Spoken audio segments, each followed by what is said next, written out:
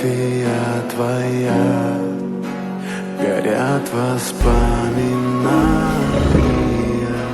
о тебе. У камина в 6 утра разбитая душа.